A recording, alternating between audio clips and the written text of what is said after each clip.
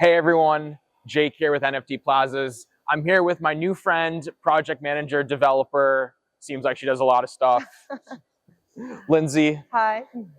Can you tell us a little bit about yourself and kind of how you got into the space and just a little bit about why you're here? Yeah, definitely. I got into the space, first investing in NFT projects, getting rugged a few times, and then I realized maybe I could do it better. So I decided to try to come out with my own projects. And, we've been through a few downturns in the market, but here we are now. So I feel like now is the time ripe for development, which is, I'm sure, the same sentiment that most people attending this event have, and that's why everyone's here to connect, I would say, in that way.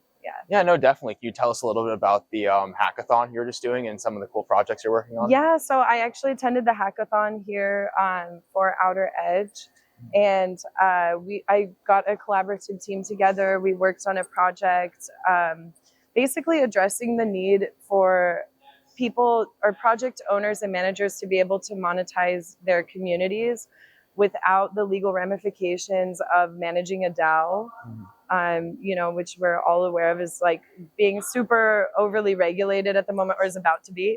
So basically addressing that issue, allowing the user to connect to various platforms to monetize their NFTs through a membership with the community without the community having autonomy over the products that they make. So not only would you be allowed to make products with your artwork, you can make something completely different than somebody else in the community makes, and you don't need permission from them to do so, like a DAO vote or something like that, Yeah. Okay, very cool. Can you so I know you said you're a developer. Yeah.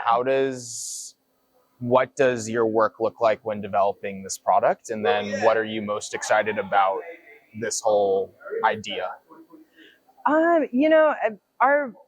I would say we created a site already with the help of a few different coders and developers at the conference, which are much more adept at coding than I am. Okay. But however, I did get to learn a little bit of JavaScript with him because that was really cool. I partnered with somebody who used to be an English teacher, so he was very patient and able to teach me a lot about backend, which I enjoyed. But when I think about development, product and project development, I think about brand recognition. I think more about marketing strategy, and I would say those are my strengths in creating a brand, creating a tone for that brand, and having consistency in a brand and pushing it out there. Okay. Yeah. No, sounds good. So it seems like this product, this idea you're formulating is for NFT projects, right? Because a lot of them are DAOs. So who's your dream first partner? Who's your dream first NFT project? Oh, I mean, of course, everybody wants to partner with DeGods, right? I mean, if I could get the DeGods to partner with me, I mean, socials are open. DM me. Yeah, DM me. But it really is for any community that wants to be able to put value and consistent product development while confirming blockchain ownership, because that's the whole point of NFTs and this kind of artwork is a proof of ownership. And if you take a site that connects proof of ownership to these sites like Shopify, Printify, Canva, give them the suite of tools to make it, and the site already knows that they own this artwork, so it eliminates a double registration in a way, Mm-hmm. Yeah. Okay, very cool. Then can you tell us a little bit about your, I guess, high-level company? I know it's Web3 learning. Yeah, so that's something. Yeah, that? Exactly. The hackathon thing was something we threw together in 32 hours, and may not even be a thing necessarily. Yeah.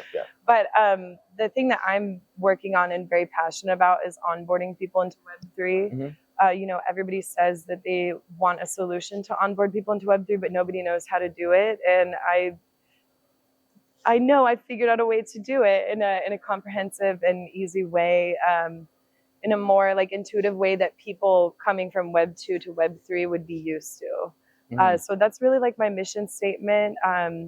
When I first started in the space, I started a lot of projects, and I focused on being successful. I was I just want to be successful. I just want to put a project out that does well.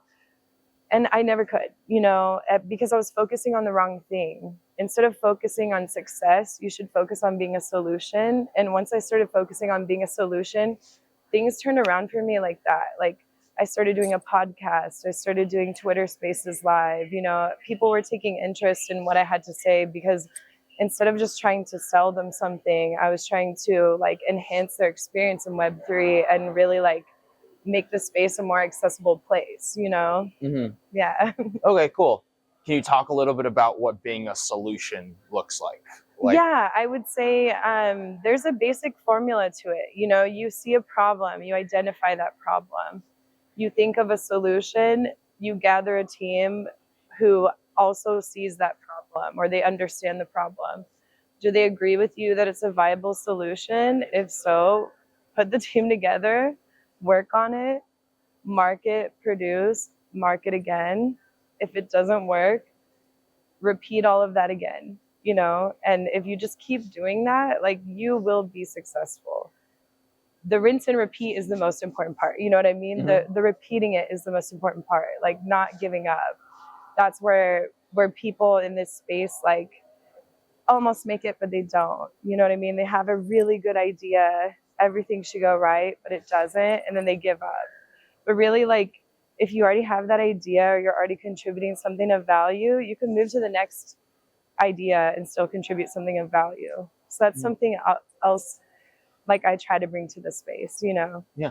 No, very cool. It seems like a lot of what you're trying to do is kind of onboard kind of Web 2 people into Web 3. Yeah, and enable them to like think that they can do this too, you know? Yeah. And I know that's there's a lot of education that has to go there. Very cool. Well, thank you so much, Lindsey, for doing this interview. Jake with NFTPlazas.